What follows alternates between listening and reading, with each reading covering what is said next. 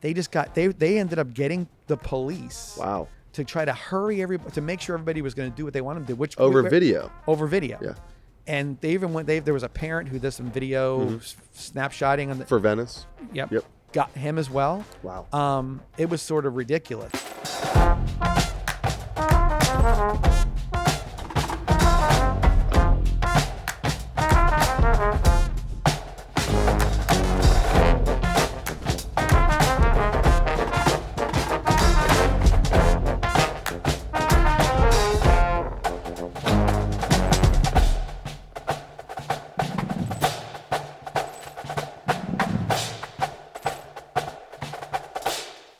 And welcome back to the 941 Sports Zone, located here in Douglas Jeep.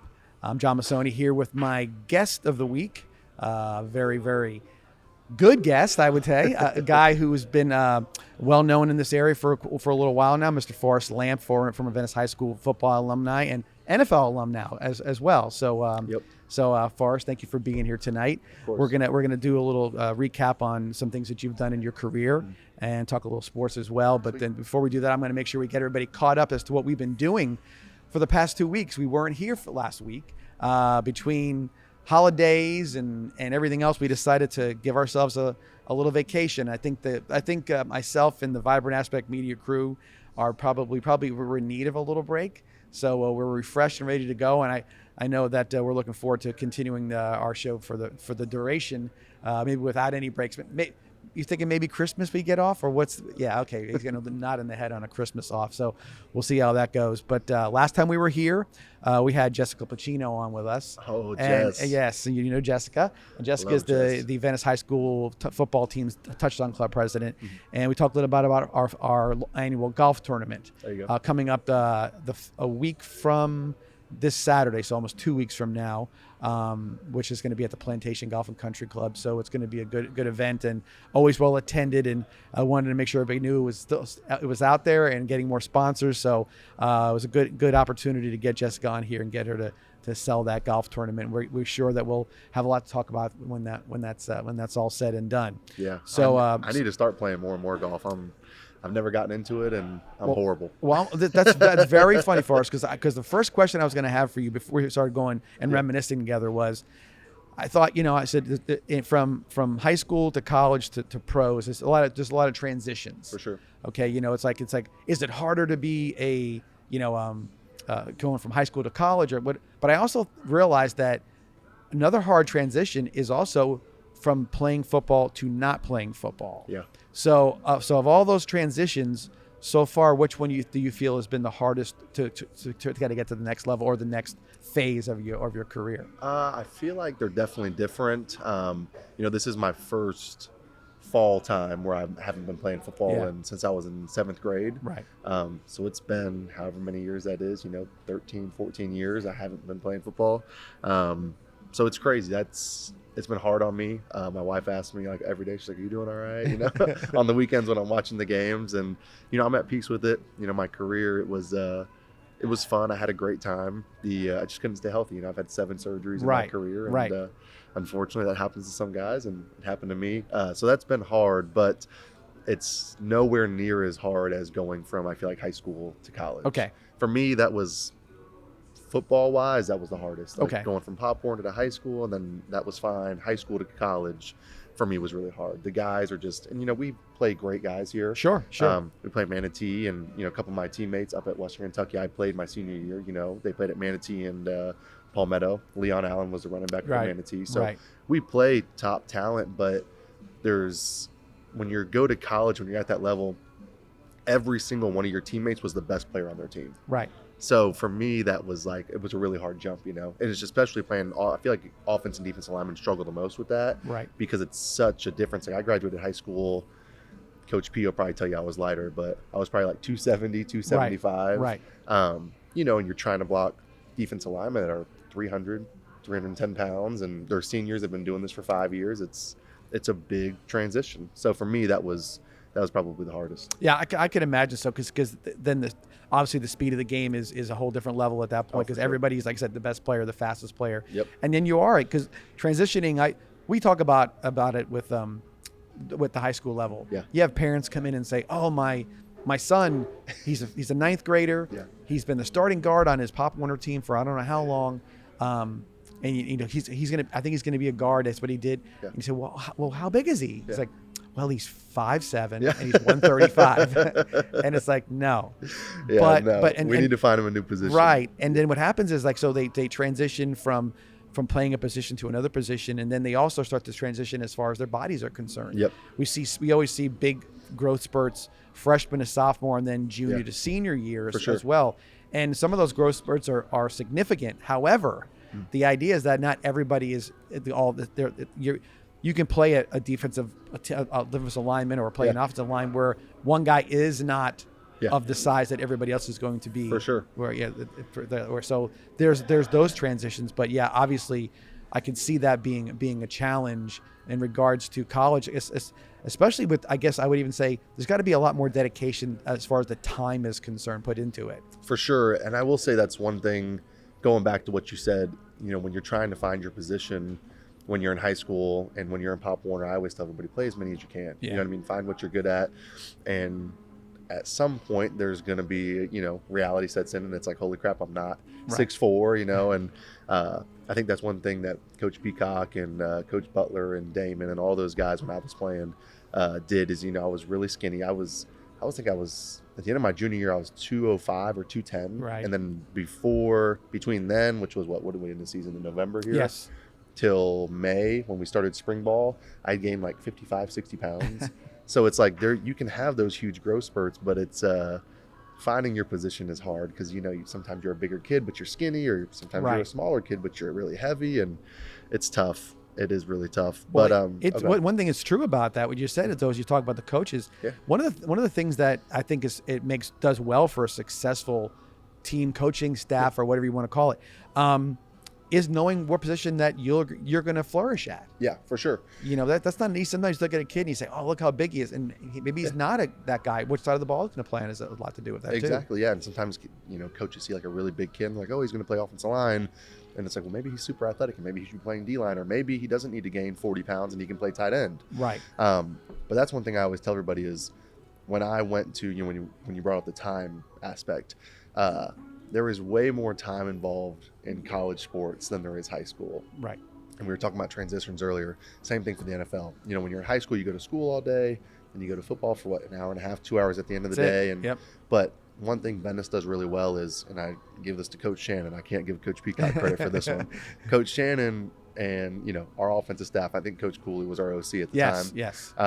We did get scouting reports, and I know a lot of high schools don't do that. No. But we got scouting reports. Coach Shannon we would watch film during the day. I mean, they run it as close to a college program as they can, you know what I mean? And it really did prepare me for when I went to Western Kentucky. I you know, kind of kept that same schedule because college is the same. You go to school all day, you know, you do work out in the morning, which you probably don't do in high school. Right.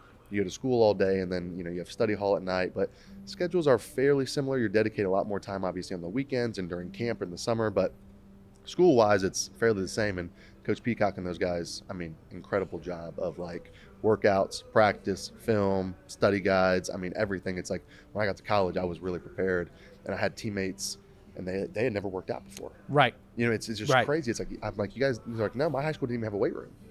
So and it's nuts. we find out more and more. You know, sometimes the teams you play after games or whatever, they'll speak to different administrators, or in some cases, I could be in the press box with another coach, and he's like, they'll say like, "Man, just your field, your facilities, everything else. You guys you're stronger looking. You're all these different things." And it is because, you know, and I guess you get used to it because being around it like were. You say, well, I guess everybody has the same thing, you know. Sure. But no, they don't. They don't, and it's just some kids are just doing it on natural ability, and they maybe do something on their own. They get a trainer or something like that. For sure. But to have an on-campus situation is not always as prevalent as you would think it is. Oh, for sure. And our facilities, I mean, are extremely nice at Venice. Venice. Oh, crazy. And I'll never forget though, my freshman year up at Western Kentucky. I won't say his name because I don't want to embarrass him if he were to ever see this. But it was one of our defensive ends, and they were having to teach him like how to squat, how to bench, and I was like, you know, bro, did you ever work out in high school? And he was like, we didn't have a strength coach, we didn't have a weight room, and you know, for me that was kind of like a realization, like, you know, I was really lucky.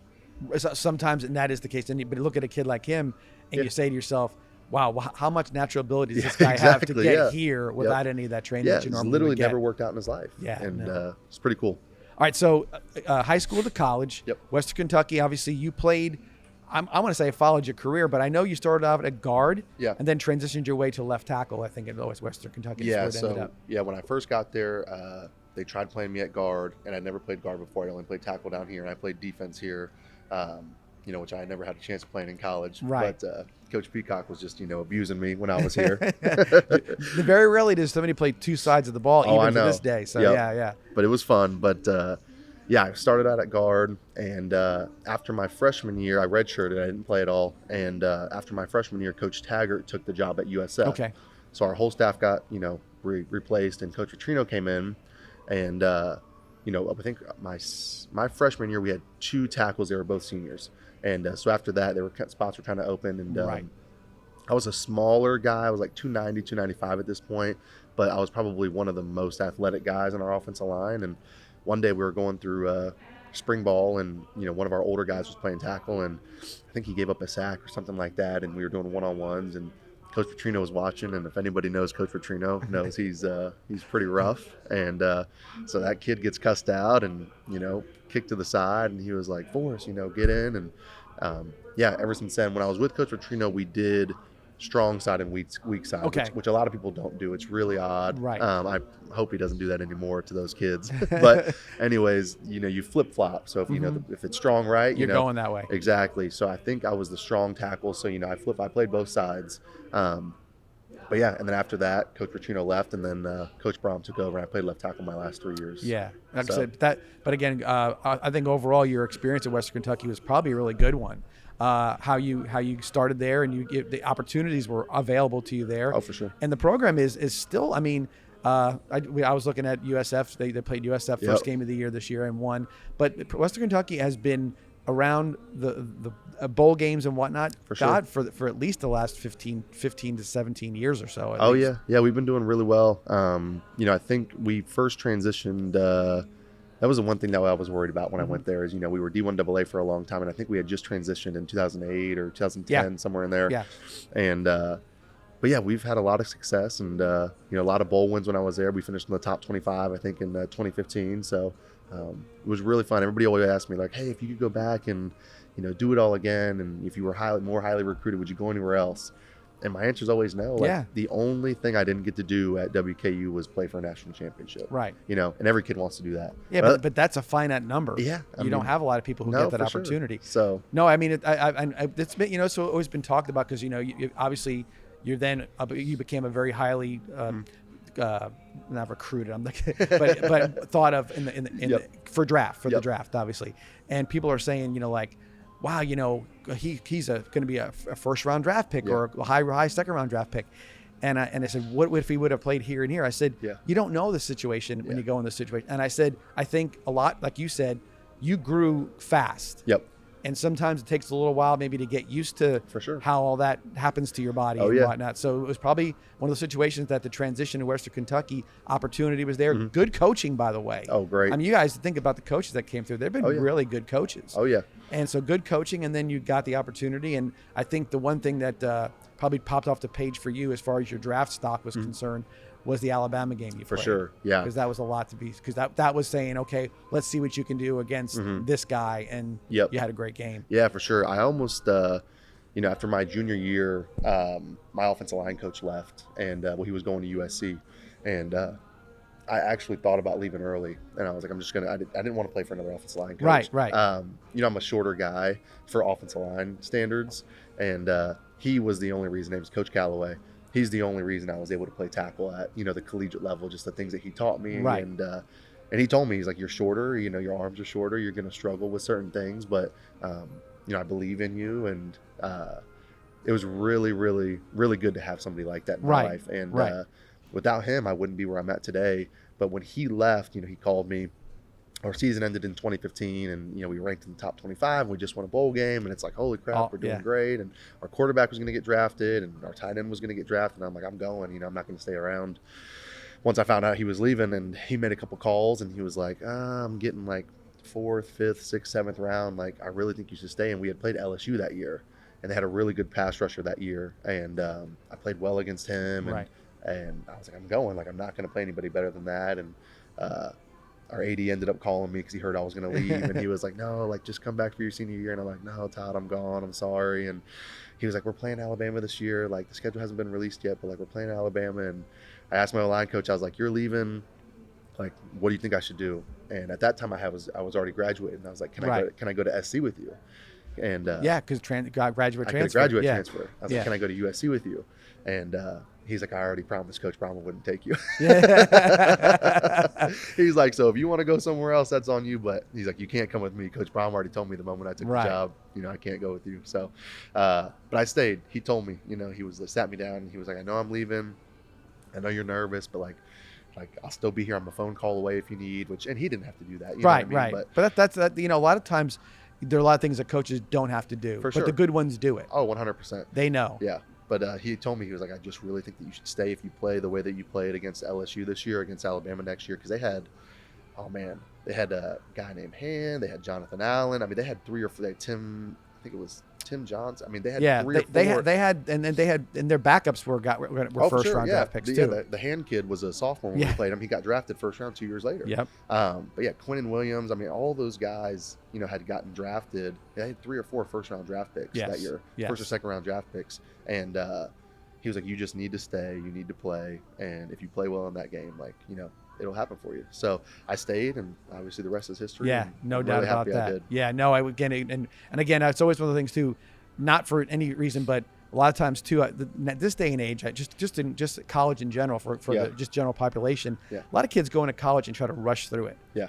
It's such an opportunity to grow mentally, physically, maturity wise. It's just, it's one of those things where I think that's where a lot of times the college experience in particular is a one shot deal. Yeah. You always can't turn around and go back and do it again when you're a certain age and whatever you're doing. Sure. Also, you always go get more education, but that first shot at it is unbelievable. Oh yeah. And that's the idea that your opportunity was obviously with football related, but a lot of people, they'll say, oh, I'm going to get this, I'm ready to go out in the real world, and they look back and say, man, why did I rush into this? For sure. I could have been here. Oh, yeah. A lot more chance to bond with people, meet people. Experiences are different. Everything's a little different for you. So, well, that's the thing I always tell all the kids is like college. I mean, everybody says it when you're growing up. You know what I mean? Your parents tell you, your parents' friend, your uncles, everybody tells you like, oh man, college is the best time of your life.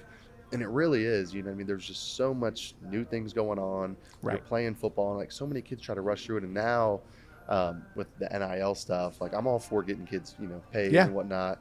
It's just, it's tough because kids don't choose schools off of the reason, me or Trey or Clay or, they don't choose schools like, the reasons that we did. They choose them because of the money and that's 100%. I tell tough. Everybody with it. My son's looking at, or my daughter's looking to go to school, visit it. Yeah. You'll look around one day and you'll know. Yeah.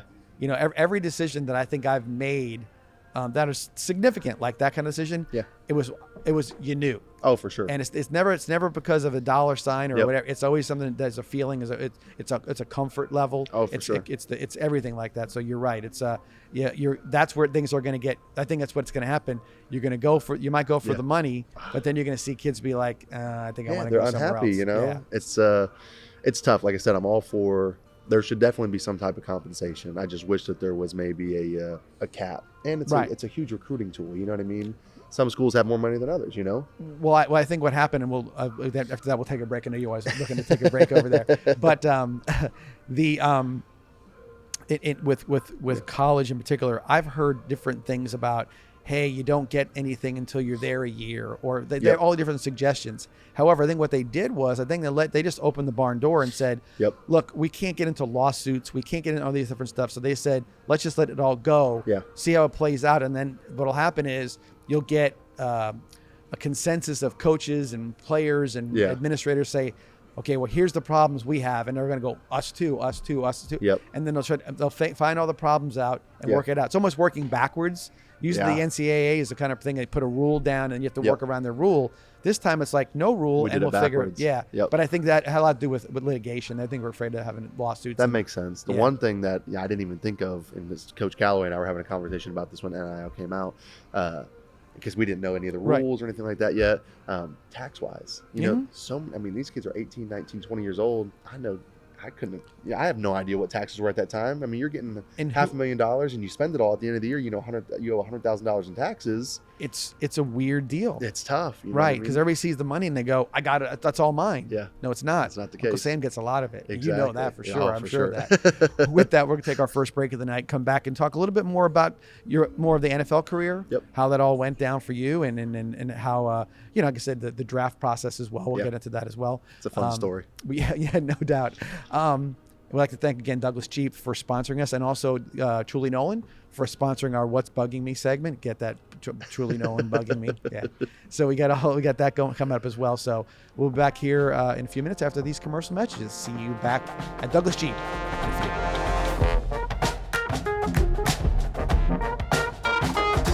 What does Douglas Jeep Chrysler Dodge Ram and Venice High football have in common? The perfect team and the perfect lineup. Douglas Jeep Chrysler Dodge Ram will always go the extra yard, so you can score big with the area's best selection and savings. So if you're looking for a championship vehicle lineup And a dealership that tackles the competition. visit Douglas Jeep Chrysler Dodge Ram in Venice, And if you're looking for a championship football lineup, check out the Venice High football team. who supports Venice High football? Douglas does.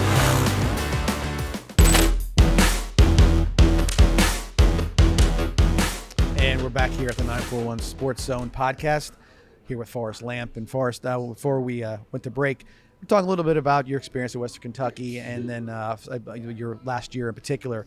Obviously, that last year was successful. Yep. And then you led you to being a very highly touted draft prospect. Yep. And I mean, ESPN was all over it. Yep. They had you dunking basketballs in your socks Yeah. and doing all kinds of good Yep. stuff, which is great because that's obviously when you're getting that type of recognition. Yeah. They're getting the intel that says this guy is legit. He's the guy. In the draft process, like second pick in the second round is what it was, if I remember correctly. I was the 38th pick overall. Right. So, yeah, I think right in that somewhere in that, vicinity, yep. right? And which is great. I Yeah. mean, everybody will tell you after the top 10, it kind of goes to the top 50, and then you're in that Yep. in that area. San Diego Chargers were the team that drafted you. Yep. Obviously, that whole experience, waiting for the call, everything else, then to go into San Diego. Was it everything you expected it to be? Was it different, or was it because I know it's got to be a lot of anticipation, and then Yeah. all of a sudden I'm moving to San Diego. That's not the worst place to go in the NFL. No, it's not at all. No, the draft process was really cool, and yeah, we can go over how everything goes step by step after this. But yeah, when I got drafted there, it was a funny story. We were sitting. My agent had rented us a condo on Siesta Key, and Okay. my family was there, and we were all kind of just sitting there and watching. And the first night, I truly didn't think I was going to get drafted in the first. It's rare. I was getting projected as a guard, Right. and I knew I was probably going to be like the third or fourth offensive lineman taken, whether that was as a tackler or a guard. And I just didn't see myself going in the first. I really didn't. I got invited up to wherever they host the draft night or whatever. Well, they've now this everywhere. It's a different city every year now. And So I think it was in Philly. Was it my year? Could have been. But anyways, I got invited, and I told my agent, I was like, I'm good. I don't want to be sitting there on the camera because I was projected like late first, early second, and It's a I just long wait. I just didn't want to be sitting there waiting on the camera. And so we just did something here, and WKU came down and filmed, and it was really, really cool.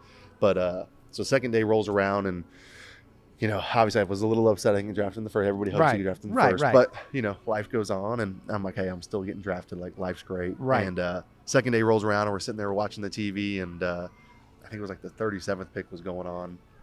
And, my wife's, all of a sudden I get a call, and I answer from a number I don't know. Right, And it was just so weird because the whole draft process, I had never met with the Chargers at all. You do all these pre-draft visits, and coaches come and see you, and I never met with them one time. They never even called. right. And I get a number, and I answer it. I'm like, hello, and they're like, hey, this is Tom Telesco with the San Diego Chargers. He said we're going to be the LA Chargers because we were getting ready to move. Right. And my wife, my girlfriend at the time, but my wife was sitting there, and it was the Bills pick, which is funny because I ended up going to the Bills for a little bit. Right. But at the time, she's like, oh my gosh, we're going to Buffalo. Because it's, as the draft goes on, as soon as that 35th pick was, or the 36th pick was in, then the Bills were on the clock. Right, and they go for it. Yeah, but then, the Chargers had already called me as soon as that, the 35th pick, because I guess they knew who the Bills were picking or whatnot. Gotcha. And so they called me, but the Bills still had like 3 minutes or whatever to before they announced their pick. So my wife's like, oh my gosh, we're going to Buffalo. And She was like terrified. She's like, oh my God, will they get like 10 feet of snow a year? And It starts in September. It's probably starting up for that right exactly. now. Yeah. But so I'm sitting there and I'm talking. I'm like, thank you so much, yada yada. Anyway, like get off the phone, and they're like, oh my gosh. And I was like, yeah, it was the Chargers, and my family, my wife, everybody. They're just like, what? The Bills are up. And I was like, yeah, we're the next pick. Yeah. They're anticipating what's going to happen. Exactly. No doubt about that. So yeah, it was it was really cool. I was excited. They thought we were all going to Buffalo though.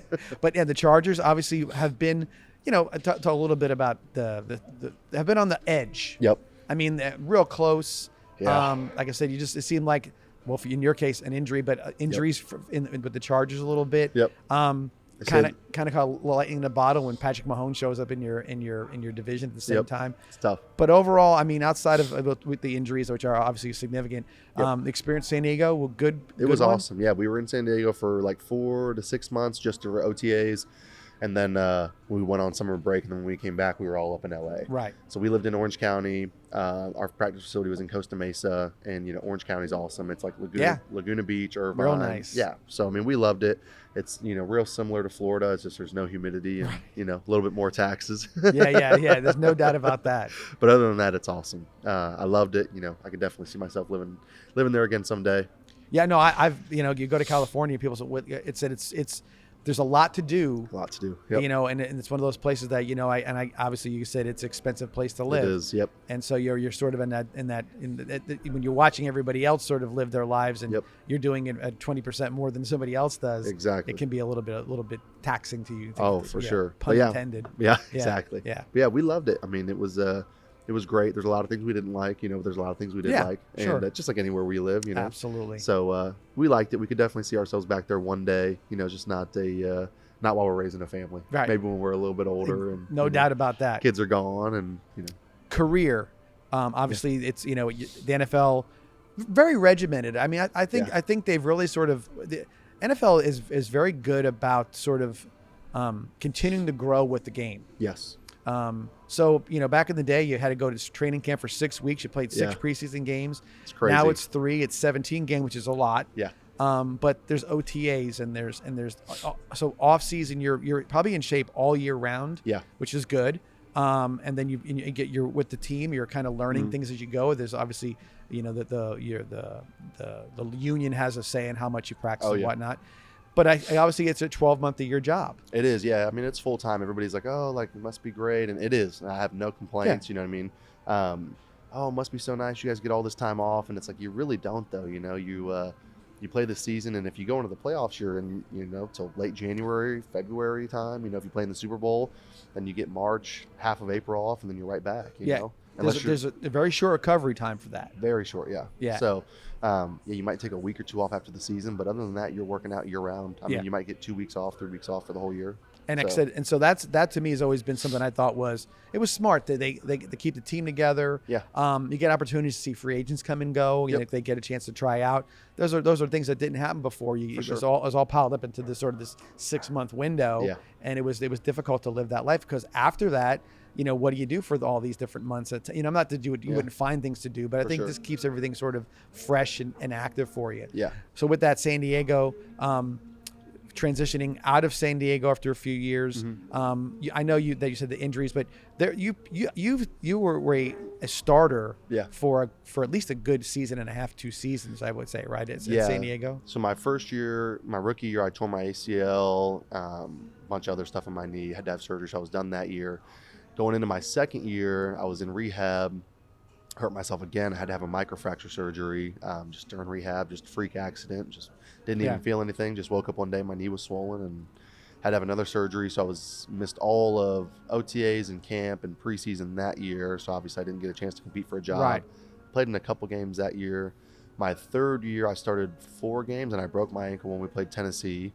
So that was done for that year. And then my 4th year is when I played. Started the whole year, and obviously my favorite year. Didn't get hurt and got to play and live my dream, and it was a good time. And then transition from there to Buffalo. Yeah, so I went to free agency. Looking back now, I wish I just would have stayed in LA. They made me an offer, and I decided to go to Buffalo and wanted to get out of there. And the injuries and whatnot, I just wanted a new scene. Right. And Went to Buffalo, and same thing happened. I got hurt. I tore the labrum in my hip and pulled my calf one day during one of our camp practices, and sidelined me. I was there for maybe two or three more weeks. I think it was like the last preseason game, and they came up to me. They're like, "Hey, we got to make a decision. Like, if we can either do they call it an injury settlement. If we do an injury settlement, we can bring you back during the year. If you don't get claimed by anybody else." Sure. But if we put you on IR, if you start the season on IR, you're done. Like, you're on IR for the rest of the year. Right. I was ready to get out of there. Yeah. And I was hurt. There's nothing like being hurt. Trey knows. I'm sure you've talked to Trey before. Oh yeah. The 1 year in Chicago was torture. It's just miserable. I mean, you get hurt and you're just sitting there watching everybody play. You're around the facility. You don't feel like you're part of the team. So it sucks. I was like, just like, get me out of here. And then injury settlement, and then maybe a week or two later, New Orleans called, and so I was in New Orleans the rest of that year, and then New Orleans last year, and so that was that. My last year in New Orleans, I got hurt again. Surprise, surprise. Second week of camp, we were doing joint practices with Green Bay, and I was blocking I was playing on the left side, and my D tackle slanted across my face, and I went to block him. My thumb got caught up and tore a ligament in my thumb. And I was like, you thought you just shake that off. I'm like, I just jammed my thumb, whatever, I'm fine. 2 plays later, I get hit in the back of the knee by the running back. Same thing. I'm like, it's my bad knee, the one I've had 3 surgeries on. And I'm like, I'm all right. I woke up the next morning, thumb was swollen, knee was swollen. I go down there and I'm like, hey, my thumb's hurting, and so was my knee. They're like, why didn't you say anything yesterday? And I'm like, I wasn't hurting yesterday. I thought I just jammed my thumb. And, sure. But I tore a ligament in my thumb, and then I tore some cartilage in my knee. And so they sent me back. I'm like, hey, you got to get 2 surgeries. And I was on IR the rest of the year that year. And I'm done now. I've had 7 surgeries. That's a lot. Yeah. So and I'll tell you the truth. So but it's not. I mean, you probably know this better than anybody. Everybody's hurt. Yeah. Oh, for sure. And I'm not saying that, and it just depends on the degree of how hurt you get. Yeah. Because that's the game. The game is sure. that way. And the fact of the matter is that, what's an NFL career? 2.5 years on average, 3 years at the most. Yeah. So getting 6 years out of it, and even with Trey, Trey was 7. Yep. So you say to yourself, oh, that is in some cases a long career. Oh, for sure. Yeah. And if you're a fan of any team in the NFL, that. you watch your players, you're like, what happened to that guy? What happened to him? And it's like, and you hear little stories. And now there are guys who are, I'm sure you know this, guys are healthy and saying, you know what? I got 6 or 7 good years. I'm done. I'm out. Yeah. I want to be able to do these things. Yeah. One that surprised me, the Bucks guard, Ali Marpet. Yeah. He was drafted the year before me. He was really small, even a smaller school than Western Kentucky. He was taken really high, and he was a great player. And he retired. I think it was after 7 years. Yep. And, he was still playing really, really well. I just couldn't believe it. And then of course Buck fans and people on the radio, they're like, "Wow, what just happened here?" Yeah. But you can understand it because there is an ending point to that. Oh yeah. And you can look at yourself and you say, "My gosh, I mean, I'm sure it's a financial decision. I'm sure it's a lot of decisions that go and make the factors. But again, it's a very, very tough sport to play. Yeah. And I think for whatever you think of Tom Brady, he's the guy he's the unicorn times 10. I know. Yeah. The guy, but again, he's not playing the position you're playing. No. Nor is he a running back, and he's learned how to. He's retired now, but he learned what survival was. Oh, for sure. Tom Brady didn't take any big hits after the one time he hurt his knee. Yep. He learned how to fall down. He learned how to look at even Tua. Tua. Let's call him Tua. Tagliavoa. Yeah. He's learning how to fall down. Oh, for sure. He took jiu-jitsu, so he learned to stop getting concussions or whatever was going on with him. Yep. So there's things for survival that you have to kind of do, and sure. again, then you reach the point where you're like, okay, what's next for me? Yeah. You know? It's tough. It is, because it's like you do it for so long, and there's nothing else that you'd rather do, and you truly love it. Right. I'd play football till I was 50, or 40, just like Tom Brady. If I could, and it's just what in the cards for me. And right. I'll never forget. I had a college coach, and it was one of our head coaches, and I've had 3, but he said, "You're going to learn the difference between playing hurt and being injured." And right. That was one of the first things he said to us. And that's true. It was so true, because everybody's hurt. There's guys, it's week 1. There's guys that, have broken fingers, broken hands, this, that, pulled this, pulled that, tore this, tore that. Melvin Gordon, what year was that? My 3rd year, had like a grade 3 MCL tear. And played in like 3, they were taping him up before the game. He's like, MCLs, there's nothing really you can do for it. It's going to be painful, but you're fine. Just got to make sure you don't. Yeah, exactly. Yeah. And, guys push through so much stuff. my last year in LA, Tyrod had the broken rib. He went to get the shot and it punctured his lung, and then Herbert ended up playing, and it's just like guys constantly playing hurt. You just don't hear about it. Right. It's just part of the game. Yeah, I always say they talk about the injury. They have to put the injury report out. They put it out for the gamblers, Yeah. for more than anything. But the injury report would be as long as it'd be 50 players. Oh yeah, 100%. And so it's always something. And he's right. You're right. The first game or two, you watch the games. The games yesterday. I'm kind of hooked on Red Zone. I like watching Red Zone. And one of the Raiders receivers, it looked like just a play across the middle. Yeah. Knocked out. Yep. Now look, he was definitely knocked out. He's going to be in concussion protocol, you would assume. Yeah. But how many guys get dinged and dinged and dinged and don't stumble or don't get and they're just they're shaking it off because that's just the mentality of the sport. Yeah, there's a ton of guys that I've played with. You get a concussion, you hate to say it, but like you don't know. We know more now than when I started playing. Right. But you've hit somebody before, and they say you see stars. That it kind of goes blurry. That's a concussion. It is, and we've just never really noticed that before. Like I've never been diagnosed with a concussion, but I've had those hits before, and it's like, and that's what they're saying now as far as they're going into the brain injury and the CT and everything else. That offensive linemen in particular and defensive linemen, they get more concussions than they realize because it just. But you get used to it. Right. You're used to being, you shake it off and you go from there. But shaking it off means that you had to shake, had something to shake off. For sure, yeah. And it's just part of it. The first couple of days of OTAs and the first couple of days of camp, your body is so sore. And but you get used to it, Yeah. Same thing with your head. So now we're in retirement from the NFL. Obviously not life in particular, but so it's living here in the Venice community. Yep. Any plans or just kind of figuring it out? As you go, or what are you thinking about? I've tried to do a couple different things, and I feel like God just keeps closing the door on me. I was gonna be an agent. Okay. And then unfortunately I missed the deadline to take the test. Gotcha. So that was out the door. Then I was gonna work for the PA, and then they pushed back hiring until March of next year. So Okay. I'm like, oh crap, I can't do that. And then I was going to intern for them, and then the internship is usually remote. So I'm like, oh, perfect. I can work from home. I can intern for the NFLPA, get hired in March, and they changed it to in person in DC. Oh, and I just had a baby. I'm like, I'm not moving to DC. Yeah. Well, but that's the thing. That's the thing. You have to you said all the dedication put into something, and how you got what the things that you now you got to figure out. Okay, where do I go? Yep. And I can tell you that. That's going to be something that you don't. That might be one of those flop in your lap moments. That all of a sudden somebody rolls up and you're like, "Here's what I want to do, and here's what's going to happen." So, but you're in the community, which is good. Obviously, you got a child now, and everything's really cool with that. Yep. And so I would think, being so dedicated to something and being remote in some way, not really. You're living somewhere, but you're not. I can tell you that.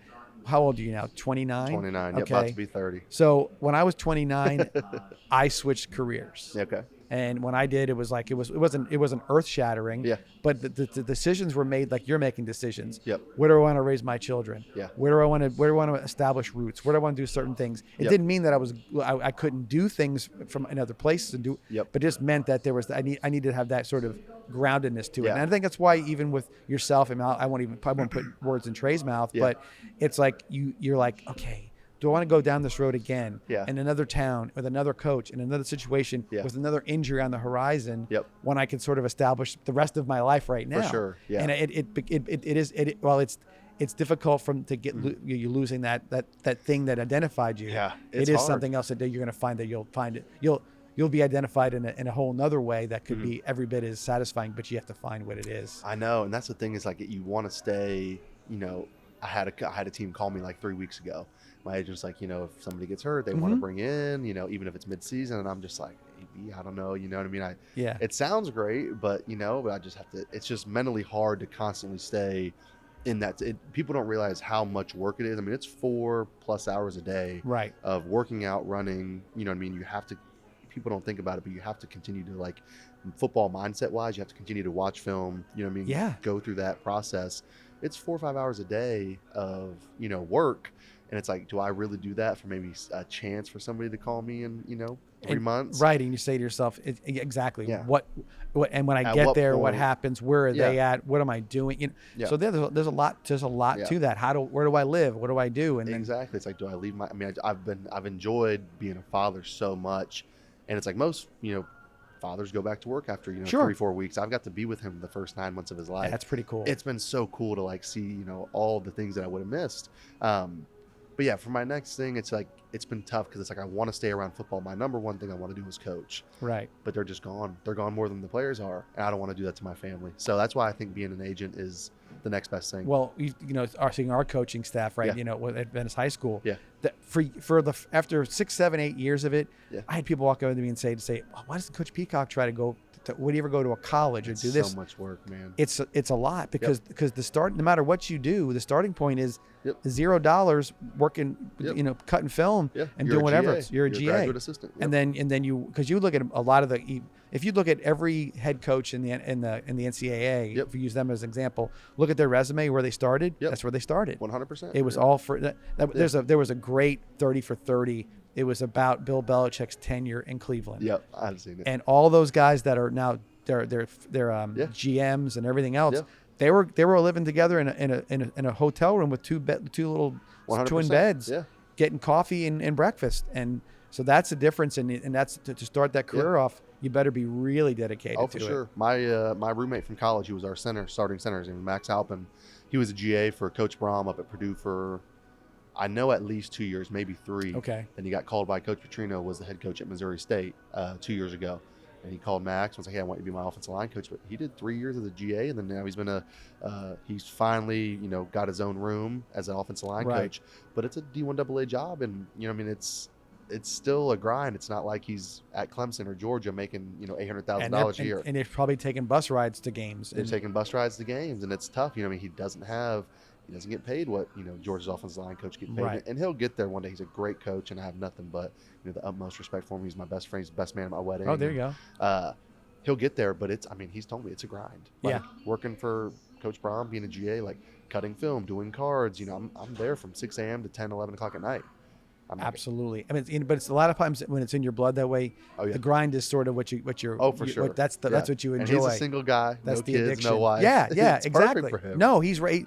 He's probably Yep. right in that wheelhouse is what Yep. it is. And then he'll find a spot, and then it'll be the lateral moves, and then up the ladder from there. Exactly. But it's a tough start. You are for sure. So that's what I wanted to do, but it's just a lot of work. It's a lot Yeah. of time, and I don't want to be away. So that's why I think I'm really close to my agent, and I think I can work with him, and I'll get certified next year and work from home, and Good. you travel a lot, but yeah, that's But that what I keeps you in think. the game a little bit, and it's exciting. I'm around It's something football. you know. Yeah. You know what I mean? That's the other thing. So you have the wealth of knowledge. Even I'll say this. Let's say the knocks that you've taken. Yeah. I probably have given you more experience in things that maybe somebody who's had a career that didn't have some of the ups and downs that you've had. For sure. Yeah. Yeah. Even the idea of, so you're recruited, went to Western Kentucky. You didn't Yep. go to Alabama. You didn't Nope. go to whatever where it's a little different. Oh, for sure. So you made it. You made a name for yourself. So you're about the grind. Yeah. You know the 100%. Yeah. And that's the thing. It's like my agent made a joke, and we're really close, so he can make these jokes. But he was like, I will say, like, even though, you didn't play a ton, I had 1 full year where I got to play out of 6. And he's like, honestly, like, that'll probably help you, being an agent, because you've been through contract negotiations with me. You've been through injury settlements. You've been on IR. Like, and your clients are going to be on IR at some point. Like, he's like, I've never had a client that wasn't on IR. Right. I've never had a client that wasn't hurt sometime Sure. during the season. So those are real life things that you deal with. And he's like, it's going to do nothing but help you when you transition to this. He's right, and you've lived it. So when you have to give advice or Yep. or ask for advice, you've Yep. already been down that road. Exactly. Yep. No So doubt. I'm excited. It'll be a process. Well, we'll look forward to seeing where you end up, and I know. we'll get you back here at least a few more times while you're available.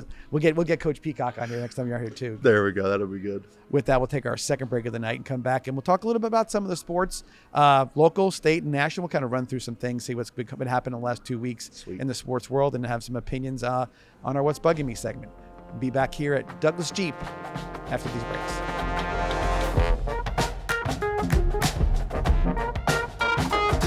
What does Douglas Jeep Chrysler Dodge Ram and Venice High football have in common? The perfect team and the perfect lineup. Douglas Jeep Chrysler Dodge Ram will always go the extra yard, so you can score big with the area's best selection and savings. So if you're looking for a championship vehicle lineup And a dealership that tackles the competition. visit Douglas Jeep Chrysler Dodge Ram in Venice. And if you're looking for a championship football lineup, check out the Venice High football team. Who supports Venice High football? Douglas does.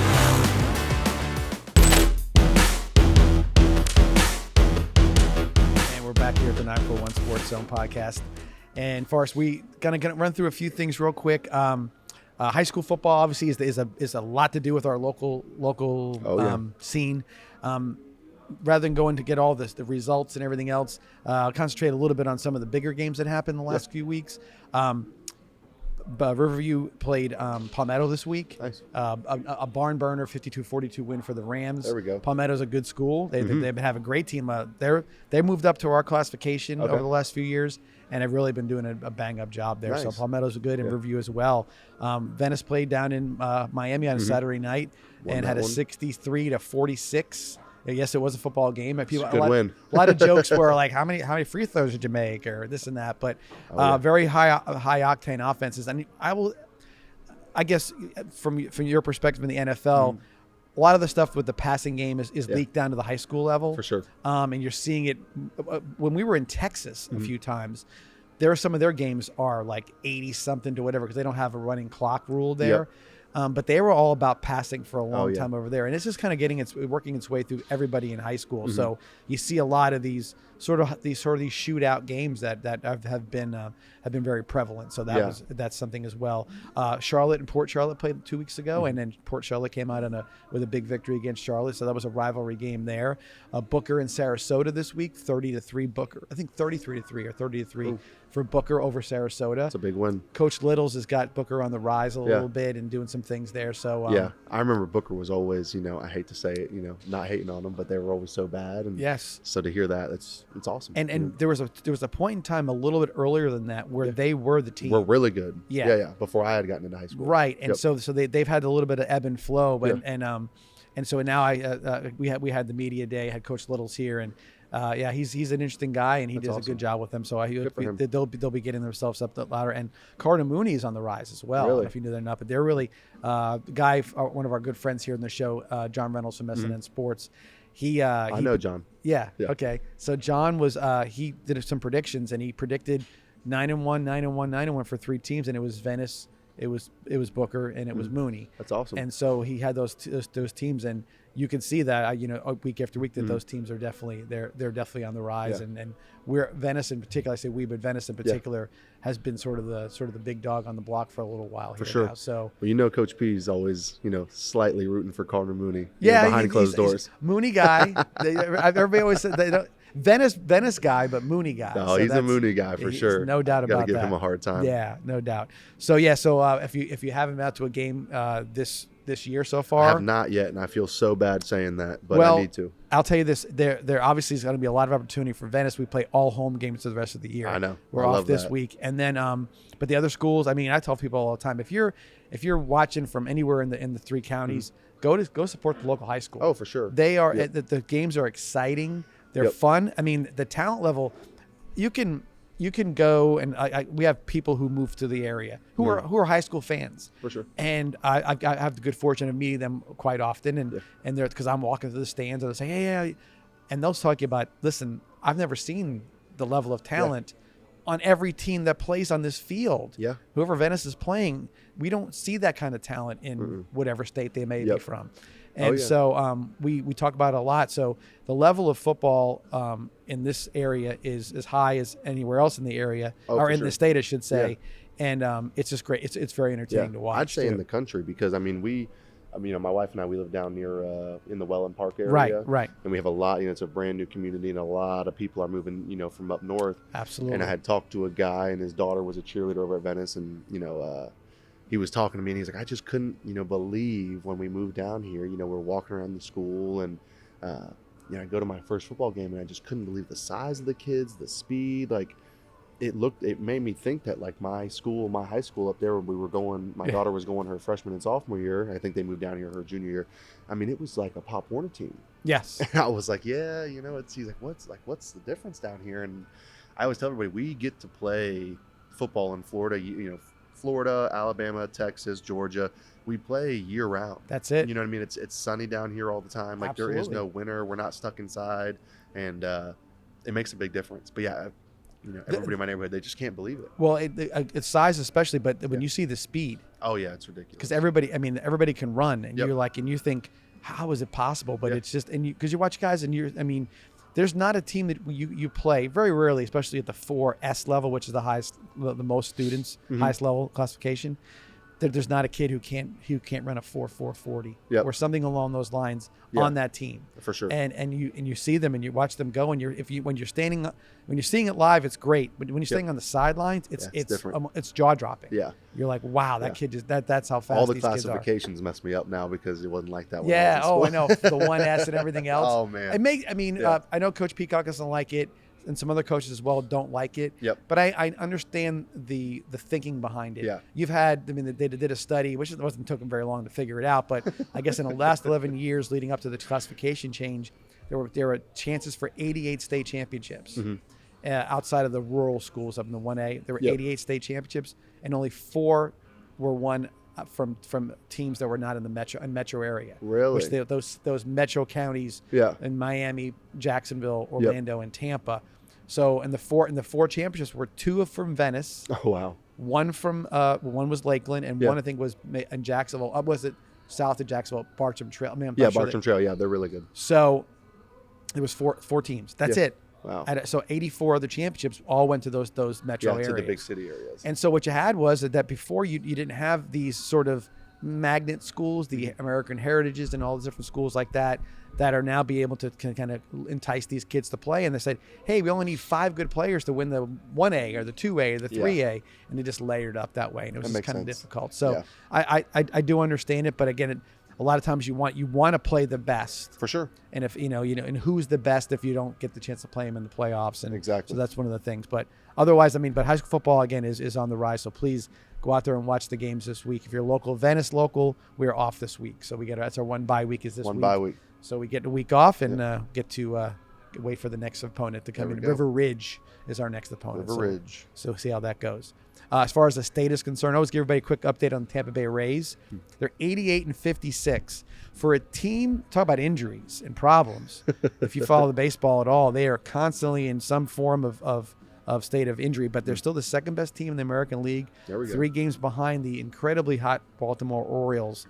And but I think if they continue on this path, they have 18 games left or whatever it comes to, they should be in the playoffs firmly in the wild card, and they'll get to play the lowest seeded division winner in the American League. So the Rays are still going and still getting hurt, but they're still managing to do something. I will say this. Go ahead. Kevin Cash. Yeah. If he does something, if he makes the playoffs and gets a run, he has to be the manager of the year again. Yeah, I would agree. The crazy thing that's always has been always mind blowing to me is how many games baseball and basketball play. Yeah. I'm not naive. I know football is completely different sport. Right. Way more contact, but I just could never imagine obviously playing anywhere close to that amount of games. It's just nuts. I know those 62 that's baseball what I'm saying. games. Like I know those guys aren't taking hits, but it's still wear and tear on your body. They're doing a job every day. It's got to be hard. I just couldn't imagine that. And the grind of it is that they play at 7:30 at night, get done at 10:30 or a little bit earlier now, and then they live their life is way different than anybody else's life. They're not up at 7 o'clock in the morning. Yep. They're up at 11 and they got to go do whatever they're doing. Yeah. If they're traveling, it's tough. So a lot to be said about baseball. You're absolutely right. In basketball, they could be playing. If they're on a road trip, they could be playing in Portland one day, and then they got to go down to LA to play. And 2, 3, 4 games a week. It's just nuts. Absolutely. I could never imagine. Also, talk a little about the state of Florida as far as college football is concerned. FSU off to a real fast start. Awesome. Playing LSU and really dominating the second half. Getting against you. I talked about that last week, but. They're number 3 or 4 in the country right now, aren't they? Yeah, they're in the top 4. They had to get up there with that situation being the way they beat LSU. I know, and Coach Kelly after the game was, that wasn't the team I expected to have or whatever else it was. I think it was a lot to do with Florida State, though. I mean, for sure. You could walk up and say we didn't play well, which I agree. Yeah. But Florida State really put it on them, and they did a great job in the second half. So one of those things where at that Florida State clearly right now has the best of the bunch as far as the colleges are concerned. Although Miami had a big win against Texas A&M the other night. You know who their OC is, right? At A&M. Yes. And it's funny those two guys together. Yeah, it's wild. What an interesting combination, right? Very interesting. Yeah. It's just so crazy because Coach Petrino has always been, he's a really tough person to deal with, and I have nothing but great things to say about him as a coach. Right. But as a person, he is tough to deal with, and he has an attitude and a personality, and it's his way or the highway. And I was really shocked to see that. But from what I've heard, from people that are close, it's been good. Maybe Coach Petrino's just always been like that as a head coach, but he doesn't feel like he doesn't need to do that if he's just an OC. Well, and I think in a situation where it's at, I think it's funny because you almost look at them as like they're almost the same guy. Yeah. They're both offensive coordinators. They both have a sort of a quirkiness about them. I'll say quirky. Yep. But they got something different about them. And I think maybe sometimes like you meet a guy, you're like, hey, somebody gets me. You're me. maybe that's where it can work out between the two of them. I would tell you that if you're Jimbo, you got to think if something starts going bad, so they're going to look and say, hey, there's a guy on the staff can replace him if something goes a little haywire. I'm sure he must think about that a little bit as well. But no, I mean, A&M is one of those schools that, I mean, do anything to win kind of mentality as far as the administration and everything is concerned. They really were the ones that blew the cap off of the NIL. Because they had that $23 million war chest that Nick Saban was very upset about. Yep. And they kind of changed the narrative by having all that money available. Yeah, I mean it was crazy. I have a teammate when I was with the Saints who had played there, and he said that their boost. I mean they have unlimited money. There is no budget. I mean, I remember when I was at Western Kentucky, every department has a budget. Our training room has a budget, and it's like near the end of the year, kind of things are dwindling, and it's like, hey guys, we're low on this. Start not using this as much. This. He said A&M, it's completely.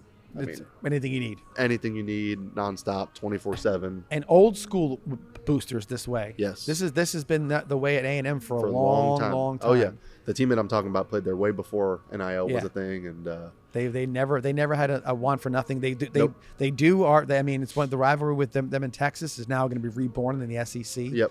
Interesting to see how that works out because from a recruiting perspective, I know A&M was a little upset. Oh, for sure. They had the SEC thing to hang over everybody in the state. They could say, no, the Big 12 isn't that good, and we're good. And now it's Texas is like, here's the guy, the big brother down the street that you're going to want to wallop again. And speaking of Texas, they just had a really big win.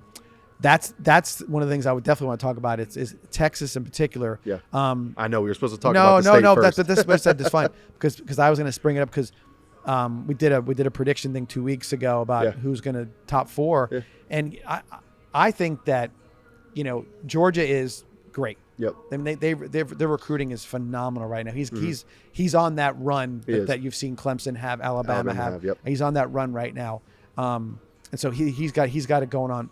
But the SEC in particular, I think there'll be a team from the SEC in there. There almost cannot be. Yep. But I think Alabama's at a weak point, and I'll use this, and I'll ask you this question. Yeah. Quarterback and coach have become synonymous with winning in the NCAA. Yeah. You've got to have a quarterback who is dynamic, either with his arm or legs or both. Yeah. And a coach who is solidly on solid ground. Yeah. With a system and everything in place. Alabama still has the coach. Yeah. They don't have the quarterback this year. Yeah, it's tough because every great team that I've been a part of, the quarterback and the coach are always very close. Right. And yeah, I don't know if they have that this year. Obviously I'm not in that locker room. I don't know anybody there, but it doesn't seem as, fluid or cohesive as it has in the past. Look at Clemson. It's another example. 100%. They were on Trevor and Dabo were right, and but you had the run goes back to Deshaun Watson. Yeah. Oh yeah. So you had 4 years. You had 8 years with two quarterbacks that are top of their game in the NFL. Yep. And then all of a sudden, I'm not nothing wrong with DJ, but he's out in Oregon State and had a great start to his season. Yep. But it didn't click. Yeah. And now you even saw it with Clemson against Duke. Yeah. Duke had the better quarterback. Yeah. Oh, for sure. That kid was good. Yeah. Oh, he is. He's really good. And you know, so he's learning his trade because he was a basketball player up till his junior year in high school. Really? I Played didn't know both, that. and yeah, wow. he was getting recruited to play basketball, and that's really cool. They put a football in his hand, but he could throw it probably 60 yards and run like the wind, and so that's where you're starting to see it. So I think Alabama in particular is at a lack of quarterback. Yeah, the kid's he's a good player, but he's feet first. Yeah, and that's not Saban's way of doing things. No, it's always tough. It makes it really tough on the offensive line too when you're always feet first. You know, we have specific rules and things like that when you're playing offensive line. You know, and you got a quarterback then running, it can really mess up, you know, your rhythm as an offensive line, where you think a guy's supposed to be, and he's not there because the quarterback's a little bit, you know, inside or getting ready to run. And then as time goes on, as the season goes on, defenses pick up on that. And it makes it harder and harder and harder every game that's played, you know what I mean, on the offensive line. And all those quarterbacks we're talking about, you know, in particular, the guys like Watson and Lawrence at Clemson, they were throw-first guys. For sure. Now, they can run and make a play. Yep. Same thing with the guys from Alabama. Yeah. Tua, Jones, even Jalen Hurts. They actually, you know, his problem was he ran too much. Yeah. You know, and they're like, oh, you know, he goes to Oklahoma and then hones his craft, and boom, there you go. So that's a little bit of where it's at. So I think Alabama has a problem with that situation. Yeah. Georgia, I just didn't pick them only because I just do something different. Yeah. But I really thought Texas was going to be flourished this year. I put them in my top 4. There you go. I put USC in my top 4. Okay. Florida State in my top 4. Okay. And I'm trying to remember. I'll fit it down somewhere, but I think that, or Michigan, I might have put in there too. Okay. All those teams had quarterbacks that were throwers. Okay. The kid out of Florida State, Jordan Travis, he's good. But he's like, what I liked about him is that he's like a 6th-year senior guy. Gotcha. Yeah. So I think he's very good as well. So I think Texas is definitely on the rise. I think they come into the SEC hot. Yeah. With Quinn Ewers and Arch Manning and all these different recruits. Yeah. They're gonna be ready to go when they get here. They should. Yeah. And it'll be, you know, they, like you said, they have, obviously they're doing really well right now with the quarterback that they have, and they have Arch Manning. They have years worth of talent. Right. Florida Gators won on Saturday. If they hadn't won, my head would have exploded. McNeese State was one of those pay to play kind of situations. So they got back on the winning ways, but big game this weekend against Tennessee. I think it's not a season make or breaker, but for the fan base, it'll be how much interest you have in the rest of the year if you lose badly to Tennessee. Yeah. Do you see them winning? No, I don't either. It's because there's just not enough dynamic plays being made at Florida right now. Yeah. There's a system in place, maybe because of the breakdown of the talent and retooling and everything else, where there's a lot of basic plays being made. There's no over the top plays, and the defense is better. Yeah. But still no guys who are lighting people up, plays in the backfield kind of situation. Yeah. Man, as a Gator fan, you always thought maybe there's holding something back. Yeah. But I just don't see it right now. Do you think it's a lack of talent, or do you think it's coaching? I think what happened was, when they've had 3 failed experiments at coach after Urban Meyer, you got the Muschamp, McElwain, and then you have Mullen. Yep. You go to Billy Napier, and what you say to him is, you come from that cloth. Yeah. It's you're a Saban guy. You coached with Dabo. You've been around the block. You had a successful program at Louisiana, but he built it with the way he wanted to. He was given the leash to do that. Yep. He's doing it again, but he has to realize though that even though the progress may be small, you still have to sort of placate to the fan base. You have to. One thing, if Coach Taggart holds a special place in my heart, you know, and I still stay in touch with him today. But you saw what happened to him at Florida State, right?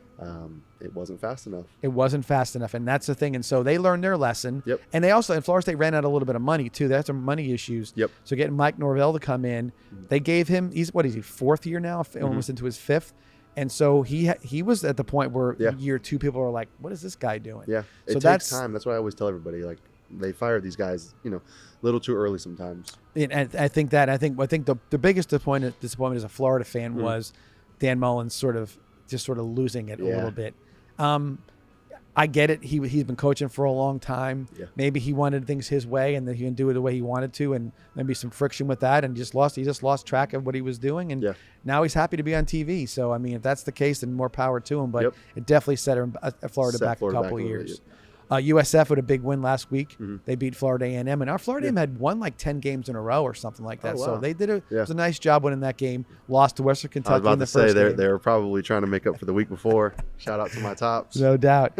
And then UCF went 2-0 on a late field goal win at Boise State. Oh, nice. Not an easy place to play and win. No. Probably was a little chilly up there, but they field. kicked the field goal to win it. So UCF is 2-0, and they've got Gus Malzahn. You know, he's a good coach and He is. knows his way around things. So I think their UCF's going to make a big factor in the Big 12 moving forward. Cool story about UCF. One of the defensive linemen that used to beat me up when I was a freshman, one of the 300-pound guys I was talking about earlier. His name's Kenny Martin. He's actually the defensive line coach at UCF. Okay. And he's a great guy. I wish nothing but the best, not just for him, but for UCF. I'm always rooting for them, because I got a teammate that was there. Right. And he was a great teammate, great senior guy, and really good teammate. So wishing them nothing but the best. UCF really made a difference when they got an on-campus stadium. Yes. USF's doing the same thing. Yeah. Don't watch out for USF in about 5 or 6 years from now. Yeah. Now the facility is going to be there. And I've always thought that USF, like UCF in some ways, is a really good destination for these transfer portal kids. Oh, 100%. When I was getting recruited out of high school, I didn't have an offer from USF, but UCF offered me like a gray shirt. They ran out of scholarships. Yeah, right. They're like, hey, just take the first semester off, come in afterwards. But that was a big thing. When you play for a college program, at least back when I was playing, I know NIL is different now, but when I was playing, it was all about the school and your teammates. Yeah. And that was one of the things that kind of pushed me away is that, same thing with USF. They don't have an on-campus stadium. UCF, I was like, you guys don't have a stadium? Like what? It was just a weird, it's a very weird dynamic. You got to get in a bus. You got to go there. The fan base doesn't show up. Yeah. UCF now, their stadium is a single bowl. Yep. 40,000 fans fit in there. And It's pretty they full. pack them. So that's awesome. But but because you got to remember now the school's got 60,000 kids on it, or something like that. Yeah. So you get that whole base, and you get a good crowd, and their alumni is crazy about that team. That's awesome. And I mean, that's what you want. I'm a UCF grad. Yeah. Okay. I didn't know that. So I could get into my college career, but I ended up at UCF at the end. Oh. And I was there when they were 1AA. Yeah. Which was cool. It was like having a different niche altogether, and you love going to the games, whatever. But now what they've done is they got the fan base is just they're all in. Yeah. This is a whole new thing for them. So I'm anti putting a national championship thing up on their building because I know you beat Auburn in the I like it. I'm all for it. I was like, oh, come on, guys. It's silly, but I like it. But here's the real question because I have a problem with this as a player. I have to ask you. Okay. We got to keep them honest here too. Okay. Do you have more because you're a Florida fan? Yeah. Do you have more Florida stuff or UCF stuff in your closet? Yeah, more Florida, but oh my gosh, but not by much. So I always tell my friends, they say that my UCF friends, everybody, I always say, you spend all this money on Florida. I said, no, I actually give more money to UCF. Okay, I can respect that. So I always do that, and then the UCF is the Florida stuff is that going to the game. So I actually was a season ticket holder at Florida when I was just out of high school. Oh, okay. So I have the same seats since 1984. Okay. And so, when you go to games, Yep. you collect a lot of stuff. For sure. Like somebody buys you a shirt, somebody buys you this. You have a winter jacket, you have a rain jacket, you have rain gear. Yeah. And it has all that stuff. Where I don't go to the games as much at UCF because Yep. my daughter went there, and I went to the games. I had my shirts and everything else, but I didn't do it as frequently. So that's where the swag comes in. The only reason I have to ask is because I went to Western Kentucky, Right. and obviously there's a big blue school in Kentucky that everybody loves. Yeah. And we had so many people on campus, students, going to Western Kentucky but wearing UK stuff. Yeah, and I never would do that. I could never. I'm sure nobody from Kentucky is going to watch this, but if you do, I cannot stand you guys. John Reynolds, he's Western Kentucky. Yeah, I know. I talked to him, knows. but he knows how it is up there. The blue is just everywhere. Yeah, it does permeate. Even the alum. Just like support your school, So if you give money, I'll give. Yeah, I'll give you a break. So it's always the situation. So because UF doesn't send me anything, and not that I would. Sense. Yeah. And so, but I definitely when I get my thing in the mail, it always gets mailed out. So the UCF fund is funded by me in some way, short amount, but by me as well. Is he taking credit for everything that's going on over there? Yeah, it could be. One thing I wanted to bring up also outside the NFL kickoff this week, big story. The first 2 weeks of the season in college football. Deion Sanders and the Colorado Buffaloes. Yeah. Now, he has rubbed some people the wrong way. Yes. Okay, and I get it. I'm for me a little bit as well, there's a method to his madness, I believe. What do you think about what he's doing as a coach and his style in particular? It's I think a lot of people get upset with his style, but if you look back at him as a player, he hasn't changed. No, he is the same. Exactly right. It's his personality. So I mean, you either love or you hate him. I love him. I mean, I'm all for it. And the biggest thing I can say as a former player is, one thing that really makes a team is if the team is all about the coach. If they love their coach and they know that their coach will die for them, and he's going to war with them every week, and he is. I mean, he's a former player. I mean, Coach Braum is the best example I have. He was. I mean, you guys can look up on YouTube some of his pregame speeches. I mean, they have you ready to run through a wall. Right. And I know, he used to be a player, and I love that man so much because he was just like a dad to us, and I knew that he was grinding with us, and you have so much respect for that. You know what I mean? I know Coach Braum has my back no matter what, and I know that those guys at Colorado feel the same thing about Deion. And how can you not like that? And so I think the biggest problem people had initially was how he sort of announced to the team, like, you're all not going to be here. And that was that's a bitter pill to swallow. And I can see where people would be upset about that. It is, but I mean, it's life. I mean, it's reality. It's the same. I mean, same thing at your job or their job or the job here. You're not selling cars here. You're more than likely not going to have a job eventually. Absolutely right. It's the same thing playing football. People don't like to hear it because it's, oh, well, he's on a scholarship and it's not a job. At the end of the day, it is his job. They didn't hire Deion Sanders at Colorado to do just to go mind the next last guys. It wasn't going to happen. No. And I think winning right now, it's funny how it is. So while 2 wins, because they only won 1 game last year, the 2 wins were great. TCU, obviously coming off their year from last year, and then Nebraska with the name recognition. But both schools really weren't what they should have. TCU was way overrated. Nebraska could be a 3-win team this year as well. Right. So the wins are great. He's using it as fuel to probably get, he's going to convince these kids that when they do play a team in the top 25 or another team, whatever, after TCU wouldn't be there before, that they can do it. So his attitude, just inspiring these kids, talented 100%. Kids, by the way, too. They'll probably finish 7-win, 8-win season. I don't think they're going to win. If he pulls off some miracle and gets them to be even a thought about them getting into the playoffs of some sort, that would be unbelievable. It's not going to happen. Yeah, I would be completely blown away. I was looking at their schedule. I watched their game the other day because one of their players, Travis Hunter, is just incredible. I mean, both ways. Ridiculous. That's just insane. But I mean, I love Deion, and I think what he's doing there is great. Like I said, he's rubbed some people the wrong way. But if you go back and look, I'm sure somebody can look this up. We don't have the time to do it right now. But if you look at even going back to when I played, when there was no transfer portal. Sure. I mean, I remember when Coach Petrino took over, we had 12, 13, maybe even 20 guys, get cut out or transfer or whatever. But I'm sure if you go back and look at every time a coach has taken over a team, there are guys that leave. It just is what it is. Now, he announced it, and it was obviously a way bigger deal than it was back when I played. You had 80 guys or something like that come in. So it's a different deal, but at the same time, it's not, it was on a bigger scale because of the transfer portal, but at the same time, it's been going on for a long time. It could have taken him 2 years to get rid of those guys. He just said, we're doing it now. We're doing it now. Yeah. We're not going to play around. We know what we're going to do. Can you see it? I'll use Florida's example. Napier came in, 20 guys leave. Next year, 23 guys leave. So that's 43 guys in year. It could have been all gone. But nobody has a problem with that because he didn't say it. You know what I mean? But Deion's been like that since he played in the NFL. So you're 100% right. And he's going to be flamboyant. He's going to talk a lot. Like anything else, is that going to fuel other teams? Yeah, it's a double-edged sword with that kind of situation. But the fact of the matter is that he's made them relevant. He's made them extremely relevant, and that's another part of the process. That and people forget Colorado was real good in the early '90s. They were really good. They shared a national championship. They did some other things, so they were always good. They've been there in a very unique setting. In Boulder, it's kind of a cool stadium, cool state. If you're going to go play in a cold weather place, that's the place to go. There's no doubt about that. I haven't been up there, but I'd love to go to a game, especially this year with all the hype that's going on. Oh, it's a tough ticket right now. Oh, I know. I think I saw the other day one of the cheapest tickets for the Kansas City game was like $120, and the cheapest ticket the same week for Colorado's game was like $320. Yeah.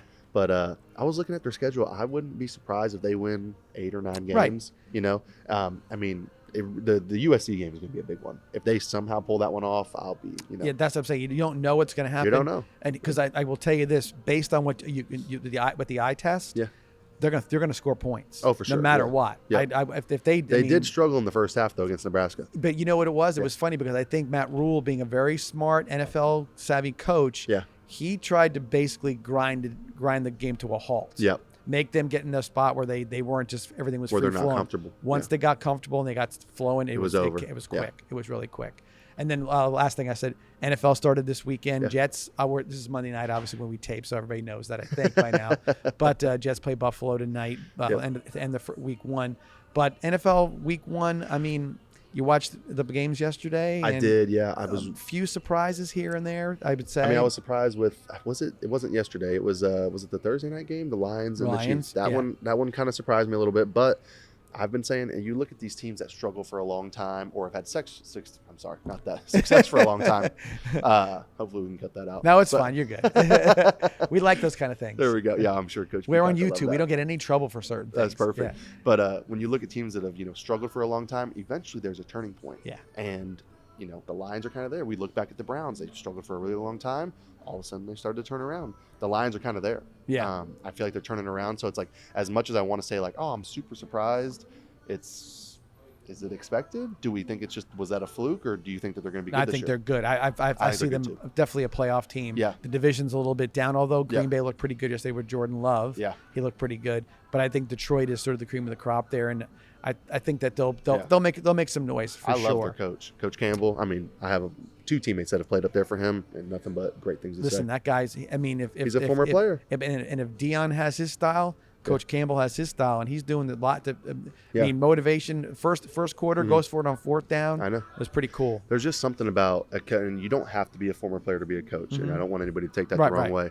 But there's something about the respect and the attention that you get from players right away. It's validation. Yeah, You can that say you- that guy did it. He knows. He's been Yeah. in my shoes. Right. You know what I mean? He knows what my body feels like today. He knows how bad I'm hurting. And it may not be he can relate to Jared Goff, but he can relate to the guy on the offensive line or the defensive line or the Exactly, second yeah. string guy or the special teams guy. Yeah. That's the difference in sometimes get connecting with the entire team Yep. in a way that's legit. I agree. Only thing I'll say also was a surprise that Dallas beat the Giants as bad as they did last night. Yeah. That was very surprising. It's a 40-0. It was Yeah. crazy. And then Cleveland, Cincinnati's performance being as bad as it was because they were on a run where they couldn't get stopped for a while. Yeah, there. that was wild. That was And surprising. Joe Burrow just signed a new contract, Yeah, which was crazy. right then. What 3 days I earlier? know. Everybody, I've seen a bunch of stuff on online saying like, "Oh, now he's horrible." As soon as he got paid, now he's horrible. I'm like, He had nothing to play for give him anymore. a break. He's got his money. Yeah. Exactly. I thought the 49ers in Pittsburgh was surprising as bad as they beat Pittsburgh. Yeah,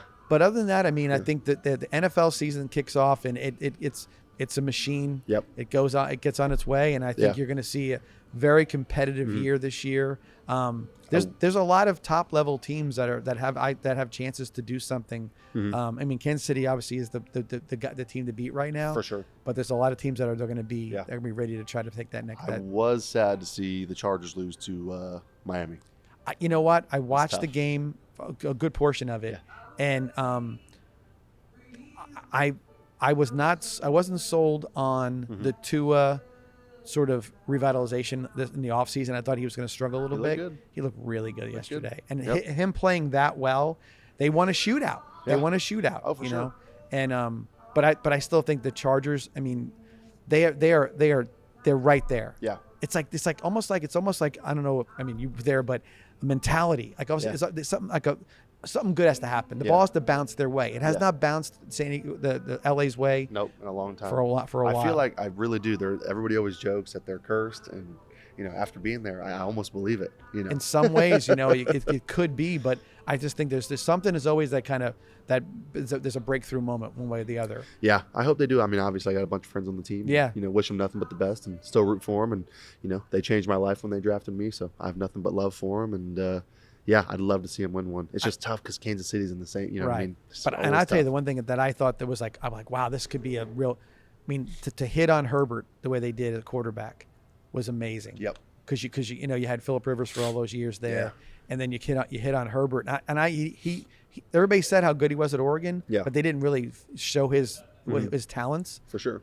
But my goodness, what an 'cause arm he and what a wasn't, talent. what was he? Maybe the third quarterback taken? Or Yeah, yeah. third or fourth quarterback taken? Because he was the guy. Yep. Like his sophomore year, after he comes out early, he's the number 1 overall pick. Yep, he All the stayed. measurables, everything else, and then they kind of watch him play at Oregon, and they didn't ask him to do a lot. Yep. It was a little bit of RPO stuff, and he ran a little more than maybe he was going to do in the NFL. Yep. But then you see his arm talent immediately on the field. Yeah. It's one of the Mahomes had that same kind of wow, look how he throws it. Aaron Rodgers has that thing. Yeah. He's got just when he needs to put something on it, he can He really does. sling it. Yep. Yeah, I love Herbie. He's a great guy and great football player, obviously, but better guy. Yeah, So, that's good to hear. yeah, I love him. And I was actually just with him. One of our teammates got married out in Hawaii, so we Cool. were all together and spent a little time together. And he had just obviously signed his big contract, and yeah, hasn't changed. And Just I a will say great this guy. between both Herbert and Burrow both getting signed. Oh, yeah. Smart though. Oh, Get yeah. him, get it. Let's not. Just You get it don't done. need to have that hassle. Yep. It's going to happen anyway. Just Yep. that position. That money is going to be slotted for quarterbacks from now on. It's Yep, not going to just be, get it done. right. And when you do, you'll be on Yeah, your way. For and sure. if they wait any longer and they keep playing well and better and better and better, the market's only going up. Right. You're gonna have to pay them more if you wait. Absolutely, no doubt. With that, we'll take our final break of the night and come back and do our What's Bugging Me segment, sponsored by Truly Nolan, and maybe a few predictions as well. So hang in there. We'll be right back after this break and talk about what's bugging us. See you shortly.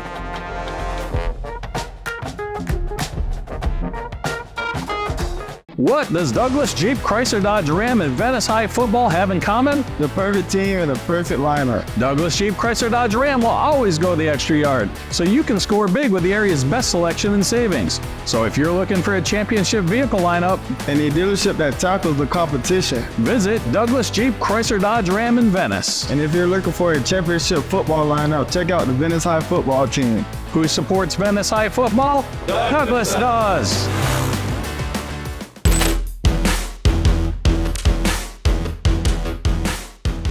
And we're back here at the 941 Sports Zone podcast.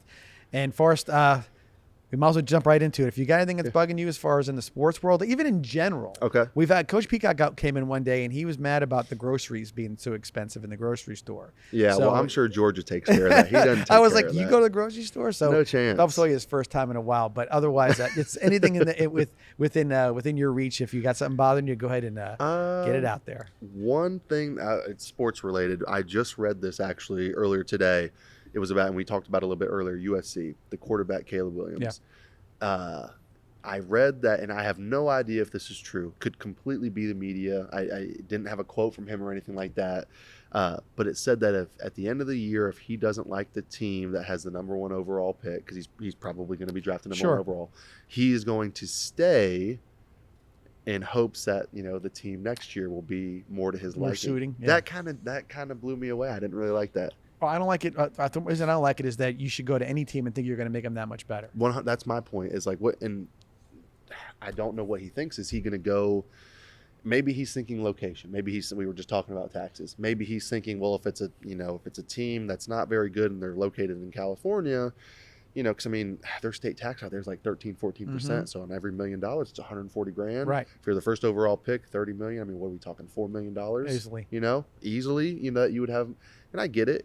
If that's his reasoning, maybe I can kind of understand, versus going somewhere in Florida. But at the same time, you're going to be the number 1, 2, 3, 4th pick. You're going to go to a sucky team. But look It's just what it is. Look at what he did. So if he went to Oklahoma. Yep.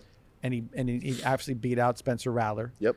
And then after that was over, but even before Lincoln Riley made any decisions, he told him, "I'm putting myself back out there." Yeah. There was a story out there that said some Georgia booster offered him like $5 million to go to Georgia. Really? And so when Lincoln Riley left or whatever happened, he must have said, "Well, I want to go with you. Yeah. I've already got you. I know your offense. Yeah. I mean, we're tied together a little bit. Can you get me some money out there?" And I'm sure he said, "Yeah, we'll figure it out." But Yeah. he's already been that guy. He's been doing this since he's probably 16 years old. Yeah. Selling himself to the highest bidder, so to speak. Yeah.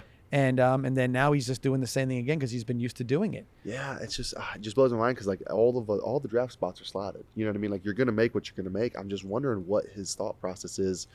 Is it taxes? Is it like you said? Maybe he's been doing this for a long time. Maybe he wants to make his most money. But it's like at the end of the day, I hope that's what it's about, not about the actual team. Because at the end of the day, like you said earlier, you should want to go to the worst team Yeah. to show them how Right. how good you can be. And look how quick, look at Yeah. Trevor Lawrence or somebody else like that. Boom. Exactly. You're 3 years of And Trevor learning. struggled. Yeah, he struggled Yeah. for 2 years, And then now he's looking good. Yep, exactly. And they got guys around him. That's the biggest thing. And maybe that's his point is, I don't want to go somewhere where I don't have a support staff, because that is Right. hard on a quarterback. You can take a great quarterback and put him on a team with, minimal, or I don't want to say no talent, because there's always talent on every Yes. NFL team. Yes. But minimal talent compared to others, and it makes the quarterback look bad when maybe in all reality he's not. Right. So, Exactly. but yeah, that kind of bugged me. Obviously I'm No, never going to talk to him, but I- I got to know. What him saying that though doesn't surprise me based on his track record. To Yeah, this that makes point. sense. Yeah, no doubt. All right, here's what's bugging me and the Vibrant Aspect family. Okay. Okay. So we went down to play Miami Northwestern this past Yep. weekend. Oh, I've heard about this. And it was obviously a Saturday game, which is a totally different experience for high school football. The stadium itself is really a cool spot. It's known as the Mecca of high school football, where there's been so many NFL players who played on that field, and so it's been really it's great. And the football down there is second to none.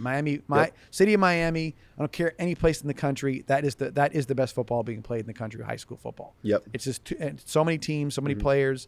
It's ridiculous. But Don't want to interrupt you, Yeah. but I do agree with that. When we, Western Kentucky, when I was there, we had the most players from Florida, other than the schools that were in Florida on Right. our roster, and a lot of our guys were from Miami. and because what it is, a lot of these guys that aren't 5-star or 4-star guys. Yep. Man, I tell everybody, you want the guy who's the captain of every team in Miami. Yep. Because that kid's probably he got the leadership ability. He can play. I don't care if he's undersized or whatever. That guy is going to be. Yeah. One of our best receivers was named, well, we called him Chibo, but his name was Nicholas Norris. I think he went to Miami Northwestern, and just a 1 or 2 star recruit, and unbelievable player, but really small. 5'6", 5'7", 150, 60 pounds, and he's the 3rd or 4th all-time career reception leader at WKU. Right. Unbelievable player. But go back. The measurables. That doesn't matter down there. No, If you can especially play, for skill players. absolutely right. So anyway, we went down there, and then so we obviously part of what we do, as well as doing this show and other things, is we live stream the Venice high school football games. Yep. And so we've been down there 3 other times, and we've live streamed every single time down there. No troubles, no problem. Everything's great. It's the hardest part of the process is climbing that Mount Everest of steps that you have to get to the press box. It's like weird how it goes up high at the end, but even with that, it's a beautiful place, man. You get the skyline of Miami to the right, and you got skyline of Fort Lauderdale to the left.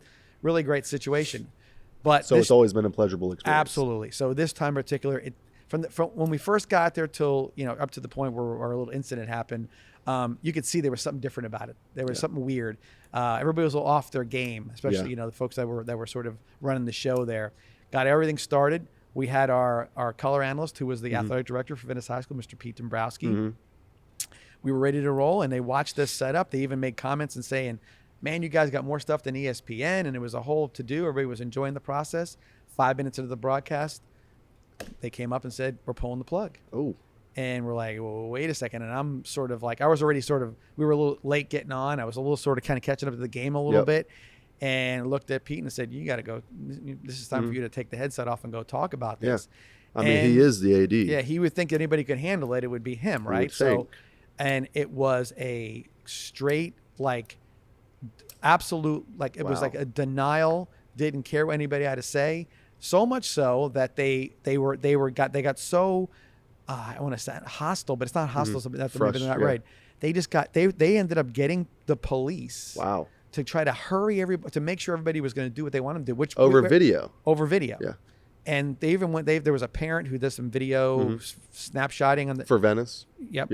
Got him as well. Wow. It was sort of ridiculous, and of course the explanations became even more ridiculous. It was because there's a new rule in the district. Okay, if that's the case, well, what's the district? What's the rule? Well, the rule is they don't want anybody coming in here and making money off of our players. But they do it We're for not. free. Yeah. We're doing it for free. We've done it 3 other times. Yeah. And Oh, you you didn't guys fill have the never had a paperwork problem. out. When could we have got the paperwork? Yeah. At the meeting that you weren't invited to yesterday. So we couldn't have got so there was all these different things. But the idea about it was that they actually watched the guys come in there early, where they were led into the stadium earlier than anybody else to get set up, and everybody was right there. Nothing was said. Nothing was said. Yeah. Until you started filming. Right. So the idea was this: is that you had not only the idea that you've sort of under, and again, we'll say there were some assumptions made, which is always can be a mistake. Yeah. But the idea was that everything was ready to go. There was no intent to make any money. There was no intent to do anything else. But it was in the manner of which it was handled. Now, if you would have walked up and said, "Hey guys, I got to do this for you. This is what's going on. My boss is doing whatever," it would have been maybe more palatable. Okay, it still would have been a crappy situation, but way more palatable than it was. To go to the lengths that they did to upset a lot of people, to do things a certain way, was, it was sort of ridiculous. Yeah. And the idea and the concept of what they were getting at about being money, and there was something else about money. It was the whole story was a little bit. I mean, based in the moment, it didn't seem like it was jiving with especially what they were our saying. team photographer. taking photos of our kids that Silly. we give to the parents. I mean, that's just Silly. insane. So I mean, who do we? I mean, obviously, I know we blame them for that, but I mean, do we put a little bit of that blame on Pete Dombrowski? Well, I'd like to. Listen. Here's the deal. We like to blame anything we can on Pete Dombrowski. So that hasn't changed since I've been in school. No, not at all. Okay, good. Not at all. One thing that changed about Pete is a different hairstyle, very trendy haircut lately. Really? So it's a little different. If you haven't seen him in a little while, I have. I usually like his Facebook pictures he was that he very posts. concerned that he actually drove down with the trailer in a truck, and the AC went out on the truck. Really? So he had to go old school 70s. He had to roll the windows down for his air conditioning, and was concerned that his new stylish hairdo was not going to be right for the. Yeah. And I'm like, look, I don't have a mirror. I don't have whatever I look like is what I look like. Well, I love when stuff like that happens to guys like Pete. We love to see it. That's what my teammates and I say when bad things happen to people like Pete. I mean, this is what it is. And the thing about it is that while he was as helpful as he could be, nothing really happened. He didn't get the job done. Yeah. Well, I mean, he's retiring and. So he probably didn't push the issue too hard. Well, but I think what might have upset him a little bit too was that I think he was auditioning for his second career. Oh. He might want to be a media so person. this was his chance. And so I don't know if I can get him on again. I'm booked on the podcast for a while, and then I've already got Trey doing a few games and a couple other people doing some games. So it may be a while before Pete gets back in front of the camera. Maybe Trey will give him one of his spots or something like that. If you think Trey is going to give him a spot to do something, anything he's going to give Pete as hard time as you're going to give him or anyone else is going to give him. So that's because we all love Pete. Yes. So anyway, but he did. And all kidding aside, he did try. Yeah. But to no avail, and then we ended up not being able to broadcast. And we've been actually so if anybody who has watched, watch whenever you can. If you're not going to the game, watch as well. We're doing a lot of people are watching, and it's we're getting people saying I'm watching it from Arizona and Idaho and different places. So pretty cool that we're able to do this and do it in a manner that's sort of well produced and of course well received by the community at large. So nice. It's been good. It's awesome. One other thing I will say too, just kind of a addition to something I said about 2 weeks ago. Some of the refereeing can be a little bit over the top at the high school level. I always said, a well officiated game is when you don't realize referees were even there. I'm not saying there's no penalties being called. This officiating crew this past time, there was definitely some. It was different to say the least. Kind of had their own little set of rules, but everybody had the same rules, but there was their rules. And there was a situation also. Team we played Cocoa and a team we played before, St. Thomas Aquinas, played a game the week before, where Cocoa had the game basically won. Minute 27 left in the game. Cocoa had to take a few knees, and they would have been over with. There was the quarterback from Cocoa took the ball, took his time, took a knee. 1 second went off the clock. Oh wow! So St. Thomas used their last timeout. Next play, kid did the same thing.